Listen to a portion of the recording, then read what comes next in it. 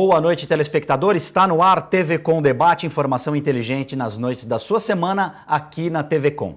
Hoje nós vamos fazer um programa especial. Você imagine a situação, um casal que demora um pouco para ter um filho, consegue ter esse filho. Dias depois do nascimento da criança, ela é subtraída do hospital e a partir daí se desenvolve uma história que a gente só vê no cinema. Mas essa história que, graças ao trabalho da polícia, principalmente a perspicácia da mãe, terminou com um final feliz. Eu estou falando do caso do menino Felipe, que foi subtraído de um hospital aqui da nossa cidade e que anos depois, quando ninguém mais acreditava, a não ser a equipe de policiais que estava à frente do caso e os pais do menino, que ele seria encontrado, ele acabou sendo encontrado. E hoje quem vai contar essa história que acabou virando um livro, que daqui a pouco eu vou mostrar para vocês, é o delegado, hoje delegado do DEINTER 6, o Departamento de Polícia Judiciária do Interior, do Setor 6, doutor Gaetano Virgini. Muito obrigado pela presença no TV Com Debate. Obrigado pelo convite, é uma honra estar aqui. Estamos aqui para contar a história. Vai contar essa história, aliás, cheia de nuances, cheia de altos e baixos, mas que finalmente terminou com um final feliz. A primeira pergunta é: por que você decidiu escrever esse livro? Bom, é uma história que, quer dizer, fatos reais, uma história em cima de fatos reais, que foi complexa, difícil, que teve um final feliz efetivamente. No final da história nós tivemos 3 crianças que tinham sido levadas, né, subtraídas, e sendo entregues novamente para os seus familiares biológicos. Então, foi um final feliz. Normalmente, o nosso trabalho, por mais que tenha sucesso, que nós tenhamos um resultado positivo, ele acaba sendo, às vezes, trágico, porque um homicídio, por exemplo, uma pessoa perdeu a vida. Você consegue investigar, esclarecer, identificar o autor ser preso e, eventualmente, ele vai ser condenado, mas a história ainda continua sendo triste, porque alguém perdeu a vida. No nosso caso, não. Houve um caso, foi uma subtração de uma criança, começou com o caso Felipe, para nós chegarmos às outras crianças, e daí foi desenvolvendo todo um processo de investigação, onde nós chegamos ao final feliz. Hoje o Felipe está com os pais, feliz, né, a família feliz, e isso... E mais ainda, quando eu descobri que a Francineide tinha feito um diário, contando a sua história, né, ela desabafando, tentando falar para ela mesma, e ela dizia que um dia, se o Felipe pudesse ler o que ela passou, e isso eu falei, isso não pode ficar simplesmente guardado.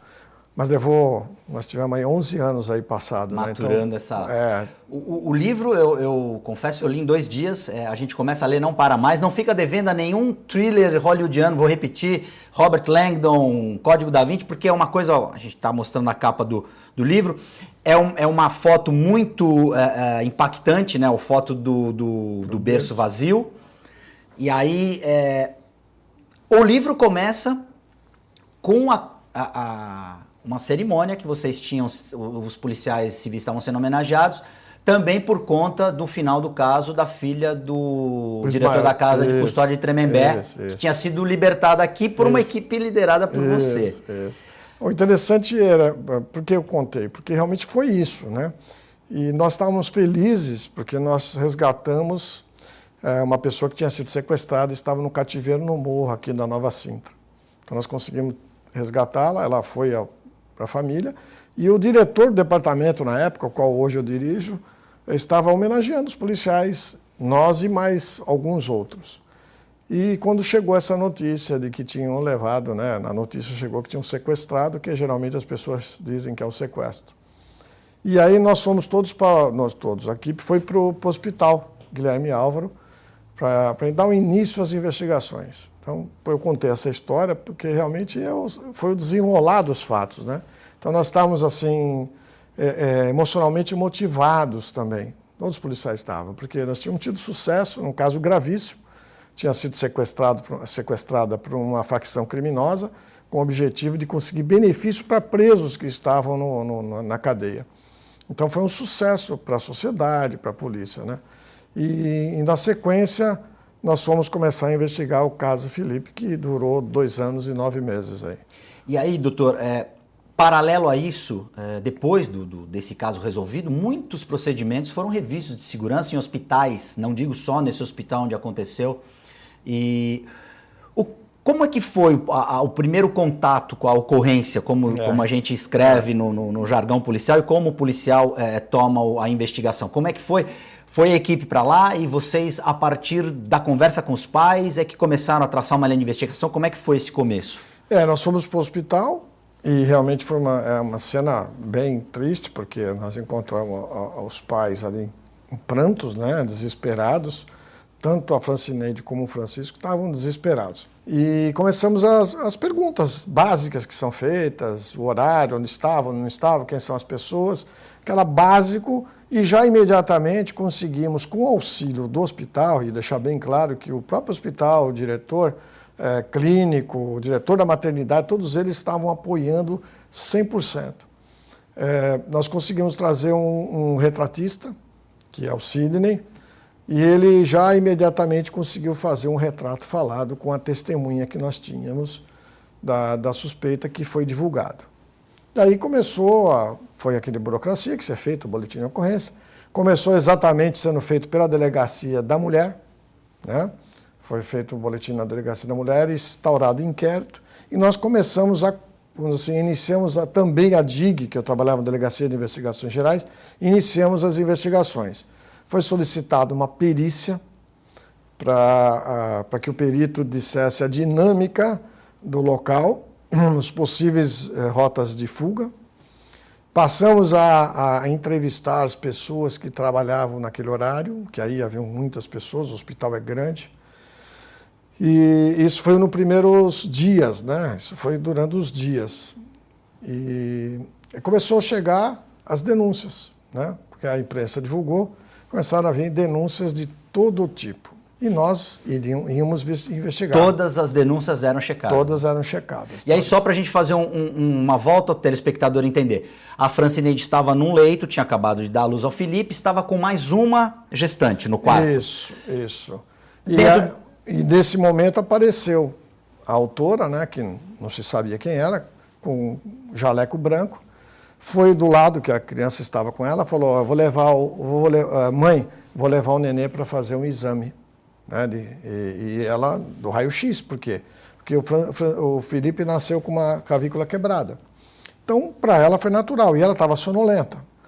Mas foi assim, poucos segundos depois que a moça saiu, que ela deu uma despertada, foi procurar para onde foi o filho. Aí ela acabou aquele desespero no hospital, perguntando, ninguém sabia dizer nada, e aí começou o pânico, acionar a polícia e tudo.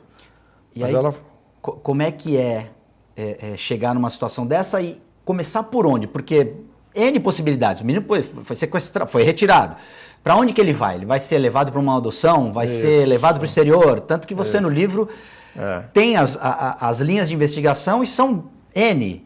Quer dizer, onde é que foi parar essa mulher? Como é que foi? Aí você já definiu a equipe que ia trabalhar com você? Como é que foi essa sequência? Aqueles que estavam lá na hora, eu já mandei começar a conversar com as pessoas. E pegando o nome e entrevistando as pessoas.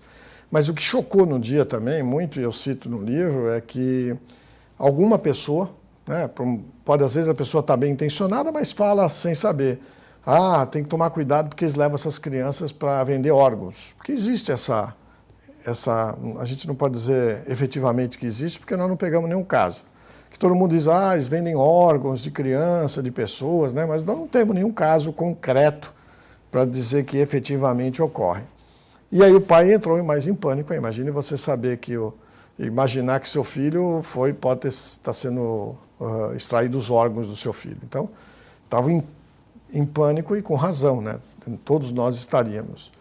E aí começou, essas entrevistas foram as principais informações. Onde estava, que hora que estava, quem se encontrava ali, quem não se encontrava.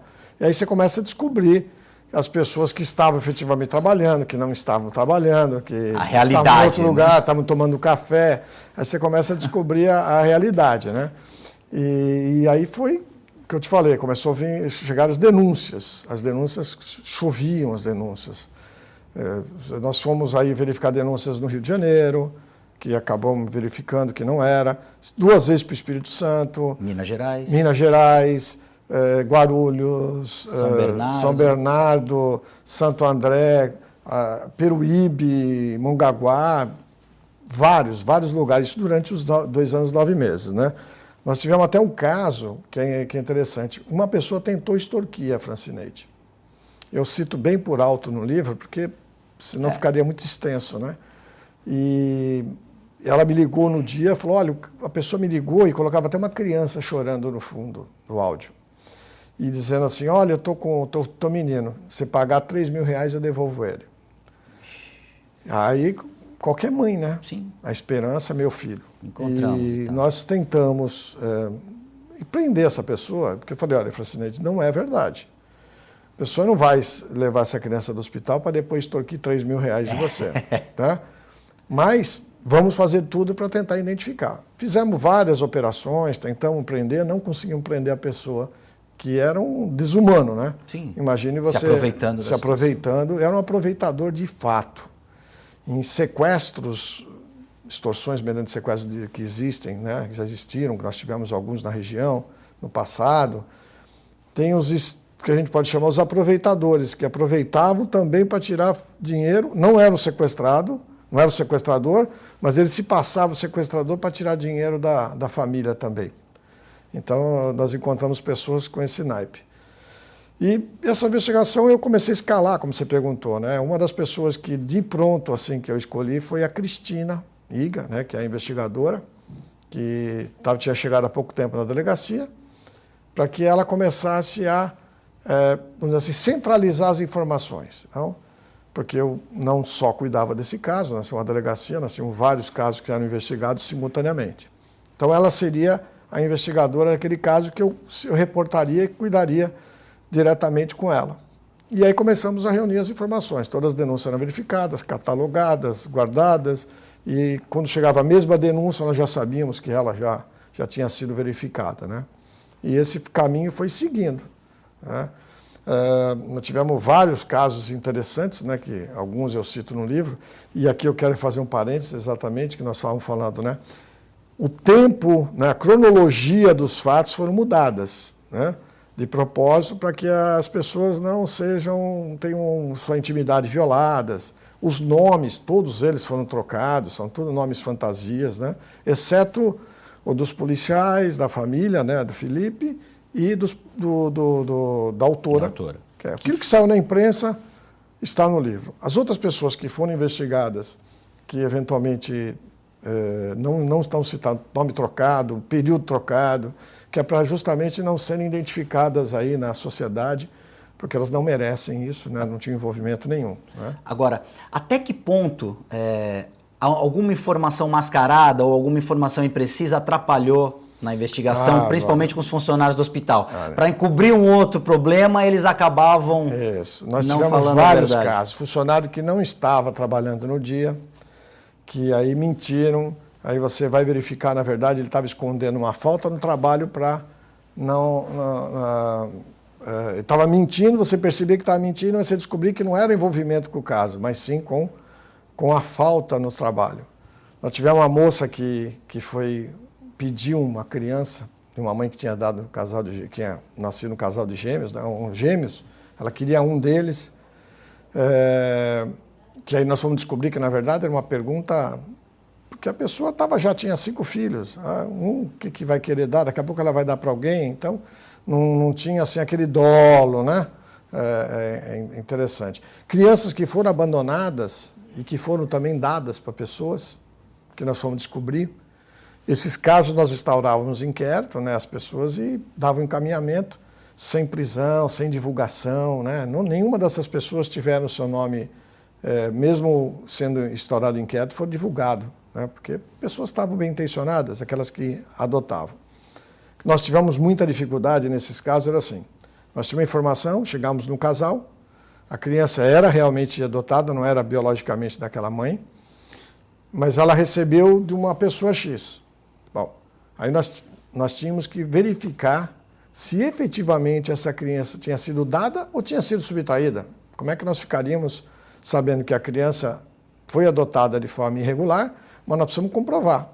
Então nós tínhamos muito trabalho em identificar a mãe biológica, né? Como é que você identifica a mãe biológica e diz, olha, você efetivamente deu? Não, dei, nós ouvíamos no inquérito, seguir em frente para ter o rumo legal. Um caso assim curioso, que foi, por exemplo, um caso de Cubatão, onde a mãe teve no Cubatão uma criança e deu. E nós chegamos na Incubatão, conseguimos levantar o prontuário, só que ela morava na cota 90, né? Só, não tinha mais nada. E tinha o nome dela. Pesquisamos nos nossos arquivos, não achamos nada, não tinha antecedente, nada, uma pessoa comum. Aí a Cristina ficou mais de um mês ligando para os telefones comunitários lá da cota 90, 95 e tal, procurando essa pessoa. Até que um dia uma pessoa falou, não, eu conheço, espera um pouquinho que eu vou chamar. Meu Deus. Foi chamar a pessoa, se identificou, nós trouxemos a pessoa, ela realmente falou, eu não tinha condições, eu dei realmente. Foi ouvida, então nós chegamos à conclusão que realmente a criança não havia sido subtraída, ela foi realmente dada. E aí o trâmite legal para regularizar, a pessoa responder por ter registrado indevidamente o nome, porque a pessoa que registrou também responde, mas não é motivo de prisão, de nada traumático, né? É uma pena pequena. Então, e isso, nós tivemos grandes dificuldades nisso também. No livro você coloca muito vida que segue. Paralelo a esse caso, você tinha outros casos, você já falou, mas você tinha um contato diário com a Francineide. É. Como foi ao longo desse tempo essa parceria? Ela ajudou vocês, ela e o Francisco, tinha essa troca, vocês acabaram formando um elo muito grande, né? Isso. Como é que foi? Ela nunca desanimou a exemplo de você? Um dava força para o outro, como é que foi esse? É assim, nós tínhamos a convicção que nós tínhamos que achar o Felipe. Esse era o foco. Identificar quem fez era a consequência, né? Não era o foco, não era identificar quem fez, né? Lógico, identificou quem fez e achar o Felipe. Mas o grande objetivo era encontrar o Felipe e entregar para a mãe. Toda vez ela ligava, ela tinha alguma suspeita, ela ouvia falar alguma coisa. Eu cito no livro, uma vez ela recebeu uma pessoa, disse que lá no México 70, né? Uma mulher assim, assado, que ela estaria com essa criança. Bom, o México 70 é uma comunidade enorme, é grande. Como é que você vai no México 70 e achar uma pessoa que você não sabe o nome? Então, nós tínhamos que investigar isso. Aí fomos pesquisar realmente, a pessoa quis ajudá-la. Olha, é uma pessoa suspeita, de uma forma de conforto. Na verdade, enganou a Francineide. A intenção não era negativa. Mas a Francineide, toda a dúvida que ela tinha, ela ligava ou ia lá na delegacia. Algumas vezes eu punha ela a par de algumas coisas, falava, olha, acontecendo isso, e ela entendia. Falava, só que não dá para te prometer nada. Não, sim. Aí dava o resultado, ela ficava decepcionada, e aí nós fomos caminhando nisso. Teve, por exemplo, os cartazes. Nós chegamos à conclusão que realmente eles devem ter sido registrados de forma indevida. Então nós conseguimos montar um cartaz como a foto da Francineide bebê, a foto do Francisco bebê, uma carta dela para sensibilizar as pessoas, ela escrevendo para o Felipe, né, para que as pessoas se sensibilizassem com o fato, e as informações. Fizemos mais de 8.000 cartazes para enviar para os cartórios de registro de pessoas naturais. Naquela época, nós tínhamos 8.000, hoje em dia eu não sei lhe dizer. Aí nós fizemos o quê? Na hora de encadernar, de dobrar, colocar selo, ela veio ajudar também, para participar. Ela vê que está sendo feito, né? Então, muitas não diligências, ela nunca fez diligência com a gente, mas a participação disso também, ela participou. Nós tivemos um período de denúncia anônima, né? Nós criamos aí um telefone, e para que as pessoas recebessem, nós criamos um valor de prêmio. E ela participou disso também, da divulgação. Então, tudo que era possível a participação dela, e ela é inserida dentro do contexto. Ela, o Francisco, mas principalmente ela, né? O Francisco estava trabalhando bastante, então ela que era a pessoa que participava mais ativamente. Mas é uma guerreira, uma pessoa que acreditou e durante todo o tempo. Você sempre teve lá no fundo a convicção que iam achar o Felipe, que vocês iam achar o Felipe? Nós tínhamos altos e baixos, sim, né? Sim, então tinha aquele momento que você fala, aonde nós vamos, para onde nós vamos agora? Tinha momentos que você não tinha mais informação, não tinha mais denúncia, não tinha o que verificar, então nós começávamos a rever tudo que havia sido feito. Vamos rever agora, quem é que poderia ter acesso ao caso das escolas de enfermagem, de auxiliar de enfermagem, técnico de enfermagem? A pessoa que entrou conhecia disso? De fato, nós provamos depois que não, né? Mas, na época, a pessoa ter acesso ao hospital, essa facilidade, ela já trabalhou no hospital? Então, nós investigamos os ex-funcionários, os funcionários, nós investigamos as pessoas que tinham perdido filhos lá dentro do hospital. Perdido no sentido que natimorto, né?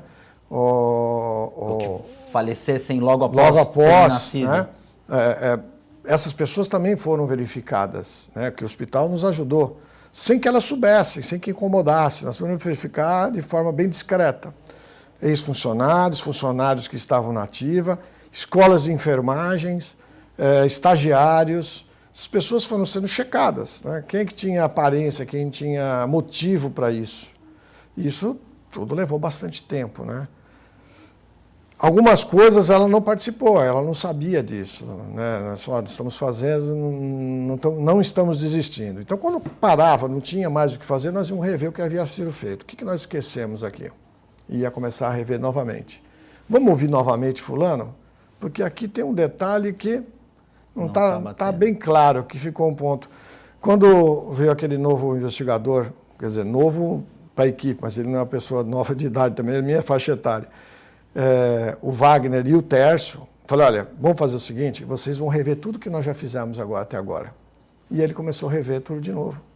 É uma nova fase da investigação. Abriu um campo de visão, uma outra pessoa que está vendo aquilo que já tinha sido feito. Porque às vezes você pode cometer o erro de não enxergar sobre determinados aspectos. Eles começaram tudo de novo, a rever tudo que nós já havíamos feito também. E o que a imprensa ajudou e o que a imprensa atrapalhou na época? Nesse caso, acho que ajudou sempre. Eu acho que não posso falar que a imprensa tenha prejudicado, porque realmente nós precisávamos, às vezes, de uma divulgação e eles colaboravam sempre e também falavam, não tenho o que falar, porque eu não vou dar entrevista de investigações em andamento, porque prejudica a investigação, né? Então, nós vamos verificar os funcionários do hospital. Posso falar uma coisa dessa em público, né? Quem conhece a sua maneira de trabalhar sabe que você tem uma maneira de falar porta aberta do seu gabinete, jogo aberto, tem alguma coisa? Não tem, por enquanto, quando tiver eu vou avisar. Isso. Era assim é assim que você trabalha e é muito bacana para a imprensa. Porque o jornalista, às vezes, ele naquele afã de dar o furo, conseguir colocar a notícia na frente do concorrente, isso acaba atrapalhando fundamentalmente o trabalho da polícia. Muito, né? Muito. Atrapalha porque se você antecipa as investigações, se você fica, vamos dizer assim, investigando pela imprensa, os autores também estão acompanhando isso, né? Então, se você tem, vamos supor que nós tivéssemos divulgado, olha, nós vamos verificar as crianças nascidas em casa para a imprensa divulga isso. A pessoa, a própria autora fala, eu vou sair daqui, vou mudar de cidade. E ela sumia da cidade, e nós não acharíamos, né? Esse é bem prático em relação a esse caso. Então, nós não podíamos fazer essa divulgação. Então, nós mantivemos sempre o sigilo, porque falar de pessoas que estão sendo investigadas sem prova não é justo, né? Então, nós mantínhamos até o final, quando efetivamente a criança foi achada, e aí aí todas as informações foram passadas para a imprensa, aí não tinha mais o que se discutir. Houve aí uma pressão que eu sofri bastante com a prisão dela, né? Porque as pessoas querem a prisão. A sociedade quer o final... a prisão dela. Mas quando a criança foi localizada, que aí daqui a pouco eu te conto, né, como foi, a moça não estava em flagrante e não tinha mandado de prisão. Ou seja, tecnicamente ela não poderia ser presa. E é o que você conversa com ela, você joga isso com ela. Isso. Eu garanto para ela que ela não vai ser presa. E é verdade, eu cumpro, porque realmente eu não pedi a prisão dela, né? Talvez se eu fizesse um pedido urgente, talvez até saísse. Mas não havia o perigo, né? Ela não estava pondo em perigo a vida da criança, porque a criança estava bem tratada. E quando ela veio, nós sabíamos que as outras duas também não eram dela praticamente. Não tínhamos certeza ainda. Nós já desconfiávamos que as duas não eram dela.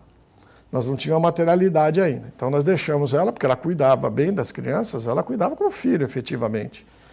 E ela foi embora tranquilamente para cuidar das duas crianças que ela estava ainda com ela. Para depois, novamente, em seguida, nós chamamos para esclarecer essas outras duas crianças. Então ela não pôs em perigo a vida de ninguém, não estava ameaçando ninguém, ela não era um risco para a sociedade.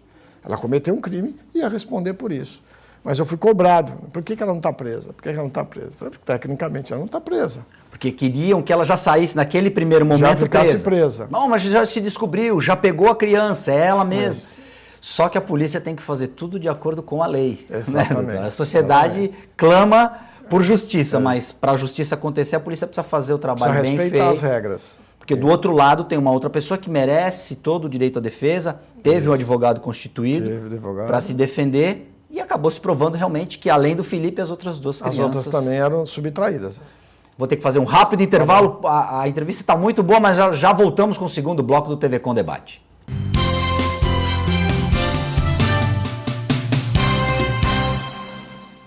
Participe conosco todos os domingos, 8 horas da manhã, pela TV Com, Missa em Seu Lar. Momento de fé, de amor, de esperança. Palavra de Deus que quer penetrar, entrar em sua vida, em sua casa. Todos os domingos, 8 horas da manhã, pela sua TV Com, a TV da comunicação para a verdade e a paz. Missa em Seu Lar. Apoio Visão Laser.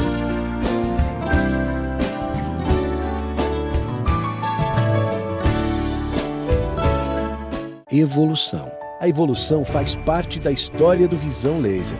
O jeito que as pessoas se comunicam mudou. As pessoas mudaram. O mundo mudou. E o Visão Laser, com sua paixão pelo pioneirismo, qualidade e inovação, precisava de uma marca que acompanhasse tanta evolução. Apresentamos a nova marca do Hospital Visão Laser. Visão Laser. Sua visão é o nosso sentido. Dr. Colombo Barbosa, diretor técnico médico, CRM 19555.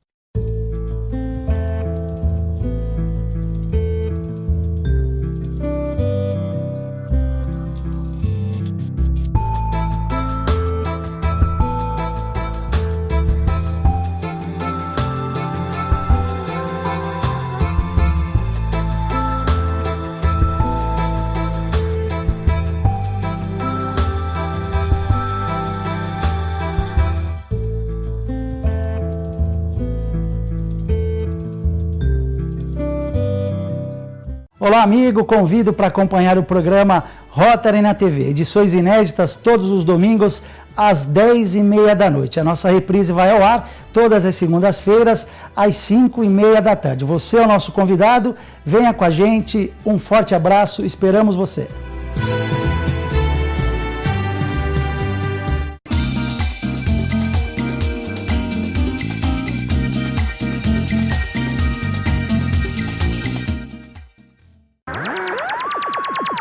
Diariamente, na nossa programação, você confere o TV Com Clipes.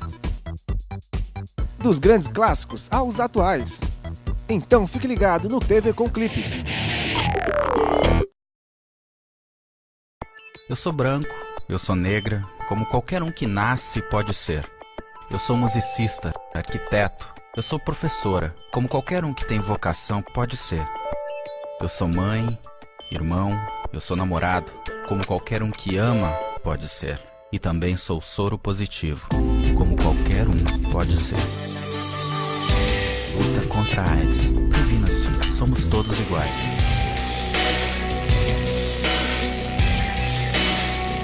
Alô, galera! De segunda a sexta-feira, à 1 da tarde, aqui na TV Com, você confere o TV Com Esporte. Tudo sobre o esporte amador da Baixada Santista. E a reprise é às 7h15 da manhã. Eu espero você aqui na TV Com. Tchau!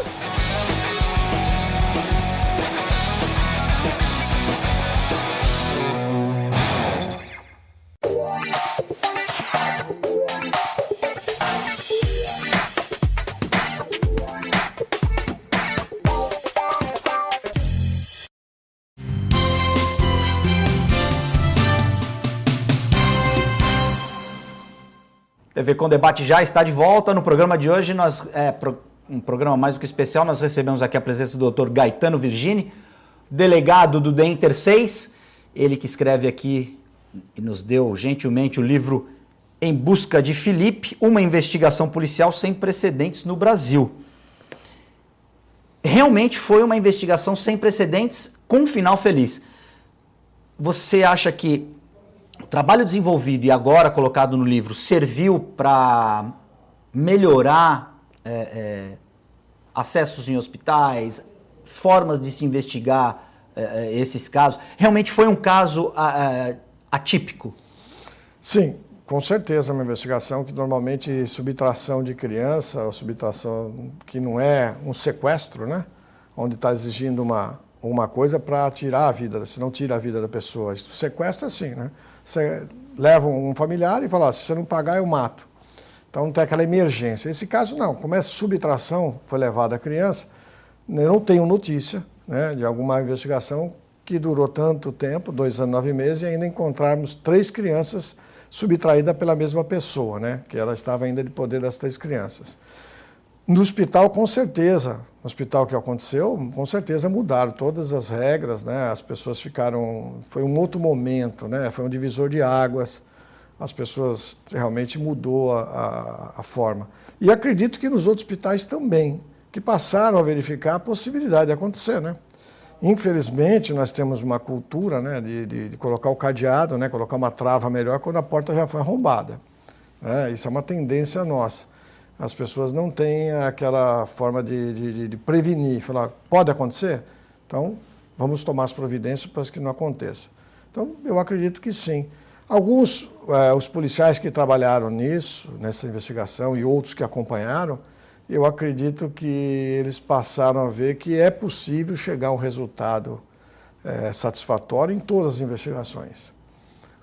As investigações sempre são complexas, as pessoas vê a polícia como se parece que fosse fácil. Mas você tem que identificar o autor do crime, provar que ele praticou o delito, né? Como ele praticou o delito, com essa prova. Não basta você saber que ele praticou o delito, você tem que provar que ele praticou o delito. E às vezes começar do nada, né? É esse caso, começamos do nada, nós não tínhamos nada, só tínhamos um retrato falado, e depois do retrato falado, verificando todas as possibilidades para chegar no resultado. Então, realmente é uma investigação diferente para esse aspecto, e o final é feliz, né? É o que eu falo, se nós tivermos aí um homicídio, a pessoa está morta, esclarece o autor, prova que ele é autor, mas realmente existe um trauma na família muito grave, né?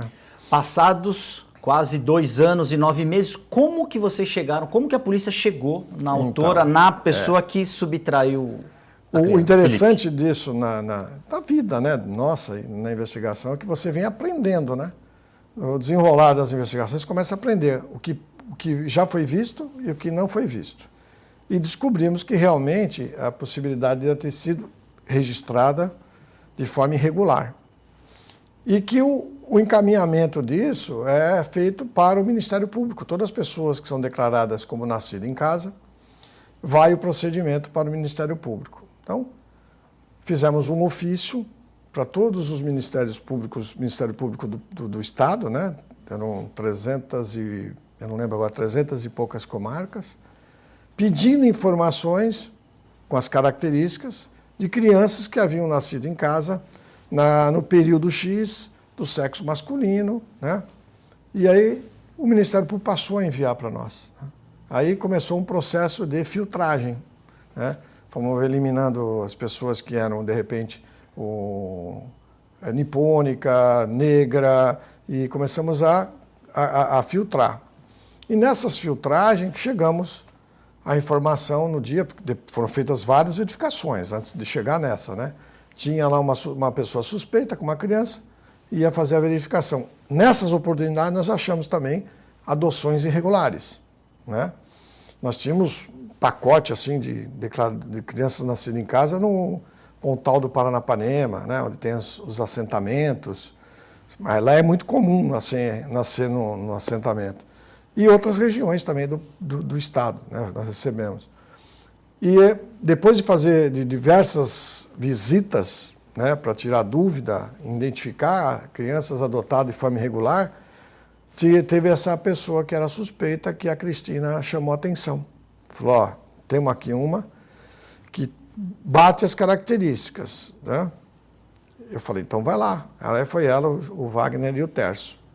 Mas aí, nessa abordagem, já foram como policiais? Porque foram policiais, bateram começa na porta. Uma desconfiança. Bate na porta, a polícia, nós estamos aqui com uma informação, nós queremos verificar isso. Falou a verdade para ela, né? E aí viram a criança e ela viu que parecia com a Francineide. A Cristina bateu e ela morava no Guarujá. Morava no Guarujá. E aí a Cristina começou a conversar com ela e nessa conversar conseguiu ver que a criança tinha uma manchinha na nádega. Que era o sinal que a Francineide tinha dito que a criança tinha. Aí ela me ligou, falei, traz para cá. Ela falou, calma, doutor, calma. Eu vou fazer um exame de sangue, porque ele tinha um sangue diferente, né? Não vou falar aqui, mas ele tinha um sangue... o fator RH era diferente do normal, é um pouco mais difícil do normal. Eu tenho O positivo, é comum, né? E aí ela falou, vou fazer um exame primeiro. Ela passou no laboratório, conseguiu fazer um exame, conversou com a Silvânia, explicou para ela que precisava fazer esse procedimento. Silvânia concordou, em momento nenhum se opôs. Deu o sangue, o mesmo tipo sanguíneo, o fator RH do Felipe, que nós tínhamos. Eu falei, então traz para cá. Aí quando chegaram na delegacia. Chegaram na delegacia, eu já tinha muita informação, né? Tinha, inclusive, a impressão plantar, né? Tinha a radiografia da clavícula quebrada. Encaminhei ele para tirar uma radiografia, mandei as 2 radiografias para um médico legista, que me ligou e falou, ó, a fratura é a mesma. Mandei impressão plantar para... Para o hospital. Não, mandei para o papiloscopista, né? Eu já tinha do hospital, nós tiramos e andamos para o hospital. E nisso nós estamos conversando com ela. Eu e o Renato, do outro delegado, conversando com ela. E ela foi numa boa, ela não descobriu? Ou foi uma coisa calculada? Assim, ela não, sabia que poderia ser descoberta? Ela, não sei, assim, ela estava bem fechada, né? E nós começamos a conversar, já tem isso, o sangue é o mesmo, a clavícula é a mesma. A manchinha no bumbum. A manchinha. Agora só falta a impressão plantar chegar e fazer o DNA. Não quero ser presa, não quero ser presa. Ela batia muito nessa tecla. Eu falei, você não vai ser presa. Se você falar a verdade, você não vai ser presa, né? E aí, de repente, depois de algum tempo, ela acabou confessando que ela tinha realmente pego, era o Felipe. Aí ela contou que ela tinha tido uma gravidez psicológica, ela foi até o hospital, pegou a criança, que se arrependeu, queria colocar num jardim, né? Largar, mas a criança podia morrer, então acabou não fazendo isso. E aí deu a justificativa dela, porque a gente aceita, normal, ela tem o direito dela falar o que ela quiser. Aí ela foi indiciada, imediatamente eu fiz uma representação para o juiz, pedindo a guarda da criança para a mãe, para a Francineide, né? Nesse inteirinho que eu já chamo a Francineide. Nesse momento é que você fala, tenho certeza. Aí mandei chamar a Francineide e não falei nada por telefone para ela, né? Falei, vem para cá. Podia ter até né? Falei, vem para cá. Aí, nisso, já estava com a representação, encaminhando em juízo, né? O juiz quando o juiz deu efetivamente a guarda para a Francineide, e aí a Francineide já tinha chegado, já estava ali confraternizando, assim, ambientando com o Felipe, estava com a irmã dela, e falei, olha, tudo indica, tudo aqui é ele, é o Felipe. Né? E ela, quando viu, o que ela como mãe falou para você? É ele? Ela ficou quieta, ela ficou olhando assim, o Francisco falava, é nosso. Né? Mas ela chegou, ficou olhando, mexendo, acho que ela não queria, talvez ser decepcionada, né? E aí deixei lá. E enquanto isso, a gente estava fazendo indiciamento, fórum. Quando chegou a autorização, que eu falei para ela que ela podia levar, porque o juiz já havia autorizado, deu uma requisição para que ela fosse no dia seguinte no IML fazer o DNA, né? Que precisaria fazer o DNA. Ela pegou a requisição, pegou a criança e Foi embora. Foi embora. E nesse momento ela vai até a Silvana para... Isso teve um encontro ali, né? Muito assim, nesse local. Foi até quase que acidental, não era a intenção, não era essa. E até a gente ficou preocupado, né? Que ela poderia... toda a razão. Mas ela se controlou bem, ela não foi assim, não atacou nada, foi bem... Ela é muito Teve classe, né? Ela é muito bem, sabe? Agora, pessoa bem equilibrada nesse aspecto. Lendo o livro, quando vocês prendem a Silvana e aí começam a saber como que ela fez, porque a gente fica se perguntando, mas como que primeiro, como que ela consegue sair com um recém-nascido de dentro do hospital, primeiro entrar, sem ter nada a ver com o hospital, vai até a maternidade, subtrai essa criança, sai com ela, e depois que ela contou para vocês, ela vai até a praia, pega um ônibus tranquilamente, vai para o Guarujá e desaparece, né? Simples. Não foi nada assim... Não era ex-enfermeira, não era vingança, não era nada. Nada. Coisa simples. Ela queria uma criança, ela foi, entrou no quarto, viu a primeira que a mãe estava dormindo, pegou e levou. Então não foi um planejamento, que a gente normalmente imagina, é uma quadrilha, né? Especializada, experiente, que eventualmente conhecia o mecanismo, não. Nada disso, simplesmente foi lá, entrou, pegou e levou e pronto. A única coisa que ela levou com ela foi um jaleco branco, né? Uma roupa branca. E depois ela detalhando isso para vocês, ela não... Porque no livro ela disse que o vigia a interpela onde ela vai, eu vou falar com o doutor fulano de tal e tranquilamente entrou. Entrou no hospital.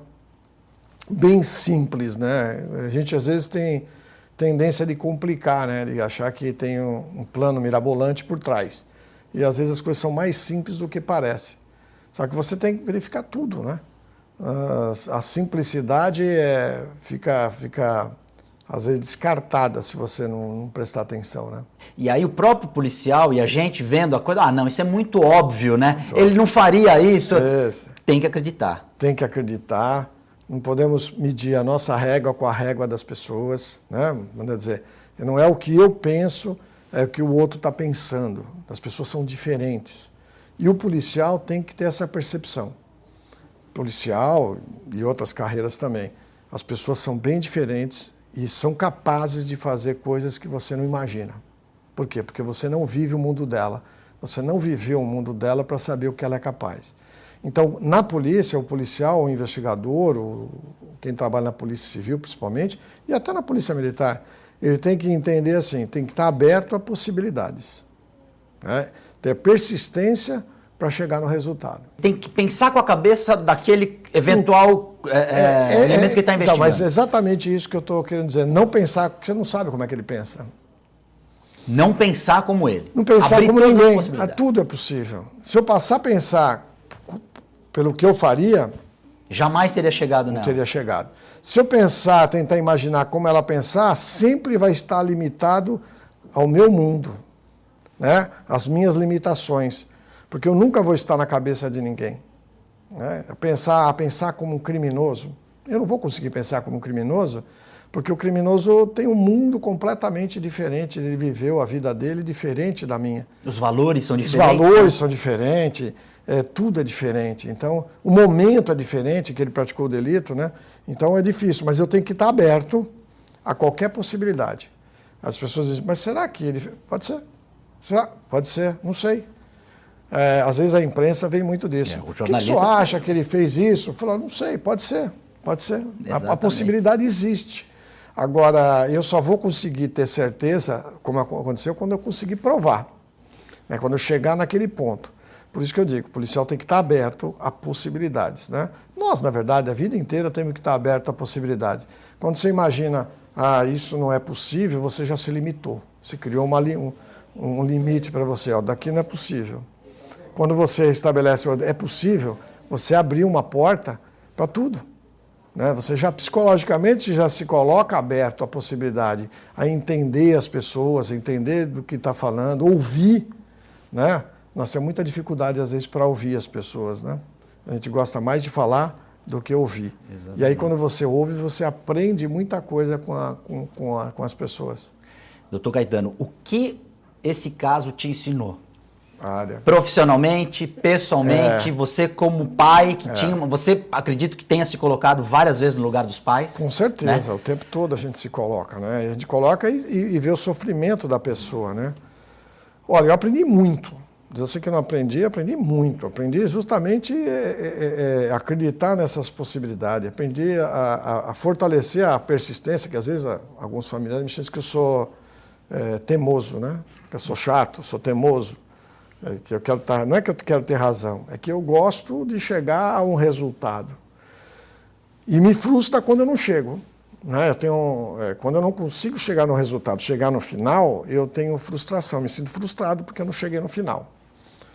Isso, não sei, a gente desenvolve durante a vida, que eu falei, cada um tem uma vida, né? Então, algumas coisas que a gente não consegue concluir, isso me deixou frustrado. Então, eu quero persistir. Não, vamos tentar novamente, não tem esse caminho, tem outro. Eu sempre estou acreditando que existe essa possibilidade. Nós não perdemos a sensibilidade, né? Que às vezes o policial diz que perde a sensibilidade, mas você não pode perder isso. Também não pode ser totalmente sensível, também não pode ser totalmente duro, né?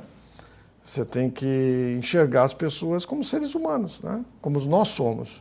Os policiais que estão envolvidos nessas investigações, eu agradeci para muita gente, e uma das preocupações que eu tinha é esquecer, se eu esqueci alguém, eu sempre peço desculpa, porque foram 2 anos e 9 meses de pessoas que auxiliaram, muitas pessoas auxiliaram esse caso, e depois passaram-se ainda mais quase 11 anos a gente... Para preparar, Para preparar, porque ficou uma coxa de retalhos, as informações eram muitas, né? Para filtrar tudo isso deu bastante trabalho. Mas a gente aprende que tudo é possível, desde que você acredite, que você persista, que você insista no que tem que fazer. Se você desanima, é o que eu falei anteriormente, né? A partir do momento que você fala que não é possível, você fechou uma porta. Quando você acredita que é possível, a porta se abre e aí você começa a enxergar, né? Então, eu gosto muito de uma frase de um especialista em programação neurolinguística, que ele fala: o encontro da preparação com a oportunidade gera o rebento que chamamos de sorte. Então, se você está preparado mentalmente, você consegue enxergar as oportunidades que existem, né? Quando você não está preparado, você não enxerga. E no nosso caso policial, eu sempre falava isso para eles, né? Essa frase tem há muitos anos comigo, e nessa época eu também tinha essa frase escrita na parede com um papelzinho. Nós temos que estar buscando informações, fazendo. Nisso que você está fazendo, você está movimentando, você está no movimento que alguma coisa vai acontecer de positivo, vai aparecer a informação, ou uma luz, né, um insight, seja lá como se chama, né? Você tem aquele estalo, de repente, fala, isso não foi visto, isso não foi, nós não fizemos, ainda temos que fazer. Por quê? Porque o número de informações, de opiniões são muito grandes, né? O que eu imagino, vocês devem ter, vários especialistas devem ter sugerido N situação, foi para lá, foi para cá, vocês estão investigando no lugar errado. Nós investigamos até crianças que poderiam ter ido para o exterior. Tráfico internacional. Fizemos, às vezes as pessoas falavam alguma coisa, eu falei, vamos ver, de repente pode ser. Não tem problema, vamos verificar. Acompanhava os noticiários quando tinha alguma criança que tinha sido levada, essa pessoa, quem era, onde é que era, se era daqui, se não era daqui, se morou em alguma região. Então, tudo isso foi feito durante a investigação. A importância da tua equipe. Ninguém faz nada sozinho. É essencial. Você tem que ter uma equipe que também acredite na possibilidade, né? E aí é um conjunto de forças. Isso aí foi um conjunto de forças, não só da equipe, como de pessoas que não eram policiais, né? Da imprensa, do judiciário, Ministério Público. Era uma investigação mais fácil no sentido assim, de apoio, porque onde você dizia que era o caso do Felipe, as pessoas as portas se abriam. Então, nós tivemos ajuda de empresas, né? Até para confecção de cartaz. Não, deixa que nós patrocinamos isso, vamos imprimir, porque não é uma coisa simples, né?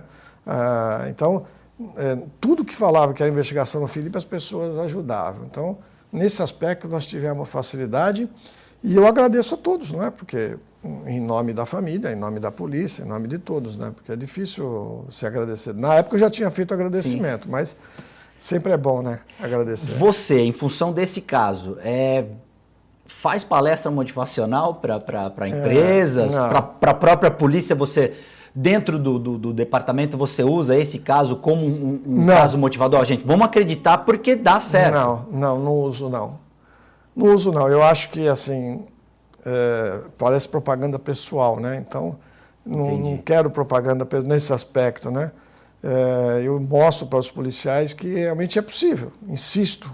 Sou chato em relação a essas coisas, né? Então, vamos lá, como eu falei para você, nós temos uma delegacia agora, dentro da delegacia de sequestro, um setor de homicídio. E ela tem resolvido alguns casos, os colegas que estão lá são excelentes profissionais, como tem na DIG, como tem nos distritos. Mas alguns casos que, como eles têm um pouco mais de disponibilidade, não atende ao público, eles têm condições de fazer uma investigação mais aprimorada, né? Com mais tempo. Tem chegado a alguns resultados bons. Que foi o caso do Piruquinha, do maníaco, serial killer das clínicas dentárias. Exatamente. Rapidinho, conta como é que foi. Então, esse caso também aconteceu primeiro em dezembro de 2014, em julho e setembro de 2015. Reunimos os casos na delegacia, no setor de homicídio, que está o Dr. Renato Mazagão, com a sua equipe, passaram a investigar e verificaram que o interesse, né, da pessoa que estava cometendo o crime era o interesse contra a empresa, que eram 4 clínicas dentárias, né, da clínica americana. Começaram a procurar quem tinha um instinto de vingança. E descobriram que esse rapaz, né, o Flávio, ele tinha perdido a clínica. Né? Era um dentista, né? Era um dentista, acreditando que foi pela clínica americana, por culpa. Por quê? Porque a concorrência, a clínica americana prestava um serviço melhor e cobrava mais barato. Ele cobrava mais caro e não era tão bom. Tem várias ações contra ele. E aí, com a foto dele, foram mostrar para as testemunhas e as testemunhas reconheceram. Pega filme, imagens antes do cometimento do crime, porque a gente consegue resgatar as imagens dias antes. Ele ficava circulando as clínicas para estudar o momento do ataque, tudo planejado. E aí conseguimos identificar que era ele e provar. Mas foi um trabalho que já outras delegacias já tinham feito uma parte, que aí essa delegacia não precisou refazer, e pegou uma outra linha, um outro caminho. E ele praticamente desapareceu, vendeu tudo, cancelou o cartão de crédito, cancelou o registro no conselho. Tentou, não conseguiu, porque estava devendo. Ah, tá. Outro caso agora recente, esse de Cubatão, da moça que estava 6 meses desaparecida. Né? O rapaz está preso, na verdade, a tentativa de estupro, ele esganou a moça e matou e jogou no terreno. Já tem outros crimes que ele também vai responder agora, que já estão identificando outras tentativas, não de homicídio, mas de estupro, né? Aproveitando a sua presença aqui, a recomendação, principalmente para essa questão de internet, doutor Gaetano, o que os pais devem ficar atentos, principalmente com as crianças, os menores, os adolescentes que hoje só se comunicam por rede social? Tem que acompanhar, exercer uma fiscalização, porque hoje o encanto é muito grande. Né? Agora, recentemente, uma pessoa me procurou, que a sobrinha de 12 anos recebeu no Zap, né, WhatsApp, fotos de como ela tinha que tirar dela, de outras meninas. Olha, tira a foto assim, assim. A moça estava já de calcinha, nuas. Quer dizer, e começou com uma conversa despretensiosa. A pessoa entrou no Zap dela, começou a se comunicar, disse que era amigo de um, amigo de outro, e na verdade não era amigo de ninguém. Então, realmente a família tem que fiscalizar. O que está frequentando a internet, o WhatsApp, o Facebook, né? Com quem está se comunicando. Porque é uma ferramenta importante para a sociedade, para todos nós, né? Mas ela tem o seu lado bom como o seu lado ruim, como tudo, né? Como uma faca, como um revólver, né? Como um carro, né? Ela tem o seu lado bom e o seu lado ruim. Então, a família tem que fiscalizar, tem que acompanhar, se inteirar, não reprimir, porque não tem como reprimir, né? Mas estar em contato, ter essa liberdade de conversar e dar uma fiscalizada realmente, para deixar o adolescente ou a criança alerta, né? Olha, cuidado com isso. E também não ser muito chato, porque chega eu tive 2 filhas, né? Tenho 2 filhas. Você começa a falar muito, elas não te ouvem mais. E às vezes acabam você, né, ficando isolado. Deixam de contar alguma coisa que com medo. É chata. Com medo. Rapidamente, na internet aquela foto bonita daquele menino, daquela menina, necessariamente não pode ser aquela. O que ele está falando ali não necessariamente não é a verdade. Falso, né? Existe o mundo virtual, o mundo criado, né? Que as pessoas pegam imagem de outras pessoas e fazem o engodo, né? Eu sou fulano, sou assim, sou assim. E o mundo do Facebook, eu não tenho Facebook mais, eu tenho o do livro agora, porque realmente não é uma coisa que me aprecia, né? Não tenho certa dificuldade. WhatsApp, internet, tudo isso eu gosto. Mas o Facebook não. Mas o Facebook existe o mundo do Facebook e o mundo real. Quando as pessoas publicam no Facebook, elas publicam um mundo diferente. Um mundo que ela gostaria que fosse verdade e que não é. E algumas pessoas olham a vida dos outros no Facebook e acham que aquilo é real. E não é. As pessoas também têm problemas, só que elas mostram só o lado bom. Só o lado positivo. Quando ela vai tirar a foto, ela fica sorrindo, daqui a pouco ela está triste. Então, precisa tomar muito cuidado com essa interpretação que é feita. No caso Felipe, além do Felipe, a polícia acabou também descobrindo outras duas crianças também subtraídas da mesma forma pela Silvânia. A primeira é em 1990, do próprio Guilherme Álvaro, uma menina que a mãe acabou falecendo algum tempo depois. Que não teve a condição de encontrar não teve a felicidade. A família do Paraná, nós localizamos a família, foi feito o DNA e comprovou que era realmente dessa família. A segunda foi no Hospital Santo Amaro, no Guarujá, em 96, que a mãe era Ana Paula, que quando sumiu o Felipe, que nós começamos a investigar, ela já nos procurou. Isso em 2001, 5 anos depois ela já estava ainda procurando o filho. E nós inseri também, na época, no site que nós tínhamos feito, a internet tem esse lado bom, né? Também o caso do filho dela, da Ana Paula. Quando nós localizamos, comprovamos que aquela criança, aquele menino também era da filha da Ana Paula. Tá? Então, nós encontramos, ela levou uma em 90, 96 e 2001. E da mesma forma, entrava no hospital? E tirava a criança como se fosse bem simples. A subtração era bem simples, nada complexo. Doutor Gaetano Virgínio, nós chegamos no final do programa. Uma última mensagem para quem está vivendo algum momento assim e que não pode perder as esperanças. Eu acho assim, todo dia é um dia diferente. Nós temos que acreditar que vai melhorar. E trabalhar para isso. Não adianta você desejar alguma coisa e ficar sentado esperando cair do céu. Então nós temos que ter a intenção e ação. Ao mesmo tempo que você tem a intenção de conseguir alguma coisa, você tem que ter uma ação para isso. Aí as coisas começam a acontecer. Se você não tiver essa ação, as coisas não vão acontecer só pela intenção. A intenção pode ser positiva, mas se não tiver uma ação, as coisas vão ficar do jeito que está. Né? Então a ação é importante. O que eu posso fazer diferente para ter um resultado diferente? Tem uma máxima dessa também, né?